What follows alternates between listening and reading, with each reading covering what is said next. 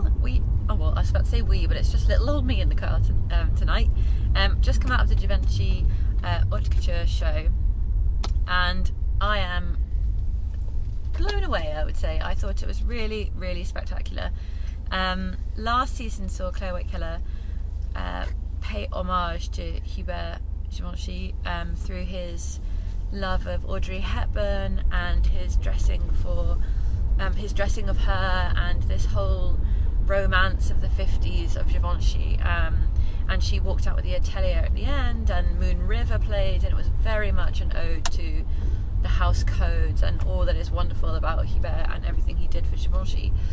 This season, and I should say last season, was outdoors and mirrored floor and terribly romantic and grand and spectacular. This season, also I'll tell you about the invite before I keep going. This season, each season we are given a book by Givenchy.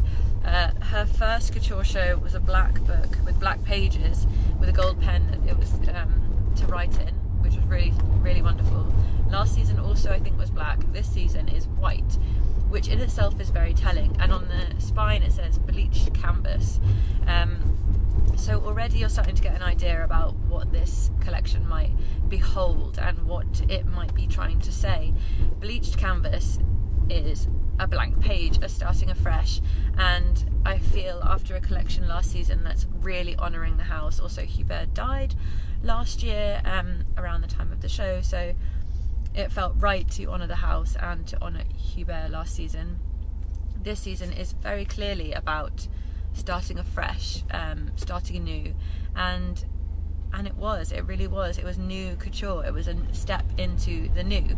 And she mentions in the press release, by invoking tabula rasa through simple gestures, a new language is written. Tabula rasa is the idea that nobody is born with an innate sense of anything. Everything is learned through experience and environment. So a really interesting jumping off point that she's learning through the experience of being at Givenchy. And rather than saying, oh, I'm looking through the house codes, it's saying I'm going to create my own, which is really interesting, particularly as last season was such an honour to the house. So this collection was so innovative to me anyway. I think she had been using at Sukakudo latex alongside couture, which is so fantastic. It says here that the collection was trembling with texture, and I genuinely couldn't agree more. The latex combined with beautiful thick heavy Swiss lace was just divine. The idea of these two textures coming together in a couture show to me is really exciting. I love the idea of latex and couture. Funnily enough, we actually have a project on SHOWstudio called Demi Couture, which is with a Sukakudo latex and couture clothes. So maybe that's why it's sparking such emotion for me. But there was such fun angular shapes with this latex, some one-armed pieces, but then with a beautiful bandeau dress, black lace bandeau dress, and lots of sheer textures with the lace. There were a few moments, and there were a few moments throughout actually, that reminded me of other designers, and when I list them, I certainly don't mean it in a copycat way. It just reminded me. There was a red latex polo neck with a black halter neck dress over the top, and that red and black lace almost reminded me a little bit of Christopher Kane, and likewise some really wonderful pleating, really thick pleating, and this buxom shape reminded me a little bit of a liar, but I really don't think it was copycat. These shapes and these structures and these elements are all intrinsic to Givenchy, so while she is starting afresh, while she's creating her bleached canvas, there are real house codes here. The peekaboo elements, lots of cutouts, is very Givenchy. The architectural shapes, very Givenchy. Tailoring was exceptional here. Beautiful double-breasted, sleeveless, caped jackets, and corsetry that then popped with tulle underneath, and then a lace skirt beneath. Actually, that was my favourite look. It was worn by Sarah Grace Wollasted. I hope I'm pronouncing her surname correctly, and it was so divine.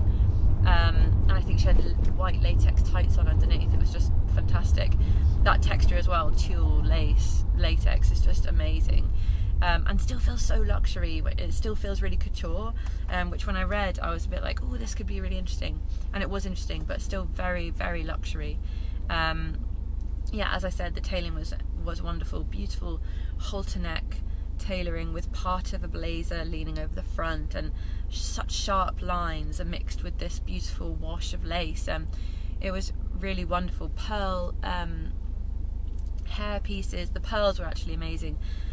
Crop jackets crusted in pearls with dangles off, and some feathery moments coming off the shoulder, and then a vice versa, a feathery jacket with pearls, ever so slightly tiny, delicate freshwater pearls coming off the top. And it's these tiny little wonderful details that just really made this collection fantastic.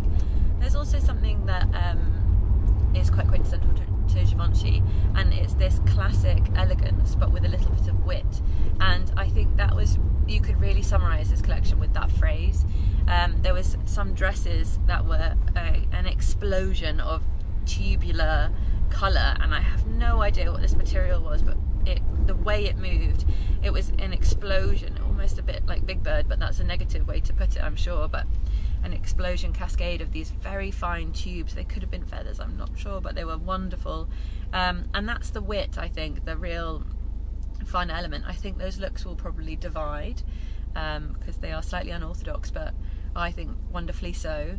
A few things I wasn't sure about is big bows at the back. Not that I have any objection to big bows at the back. And it seems that lots of people are focusing on capes and bows at the back and making the drama in the silhouette. And that was certainly the case here too, but they had big bows that when the model came down the runway ended in a rucksack with the Givenchy logo, and I think that is an element of wit, but one that I wasn't sold on per se. And also colour wise, I think it's interesting to note that these colours are very much in keeping with Keller's women's wear and menswear colour range. So these blues, the cobalts, the rich purple, regal purples, they've got a lovely listing of colouring here: vermilion, acid yellow, ultraviolet, and those colours have been prevalent in the women's wear for about 2 seasons now, potentially. And so this really feels like a coming home for Keller. This is a tying the couture in with the rest of the brand, and it's now part of the family. It's so keeping everything together. I don't know what I'm saying there, keeping everything together, but it just makes everything cohesive. That's what I'm trying to say. And you could look at the couture, the men's and the women's all together now, and feel a real cohesion. And you would look at Givenchy and say, oh, that's Claire's Givenchy, if that makes any sense. That's her signature now. These colours, this ever so slightly nightlife element. I was absolutely thoroughly impressed. The volumes, the shapes, the movement in the lace, the balance between divine ornaments, ornamental pearls and diamonds, and the balance between these slightly witty, tubular, feathery looks. There was also some models with silver makeup from up here, and I just thought that was a really, really modern take on couture. I didn't get to get a feel of how others thought about it, so I'm not too sure if it's going to be one that wows everyone or divides a crowd, but it certainly wowed me. I'm very, very impressed. I think it was a perfect balance of quintessentially Givenchy, but also wonderful Keller influences and things that we now know and love as Keller's spark and of ingenuity. So I thought it was absolutely wonderful, and congratulations Givenchy. It was really fantastic. I'm blown away by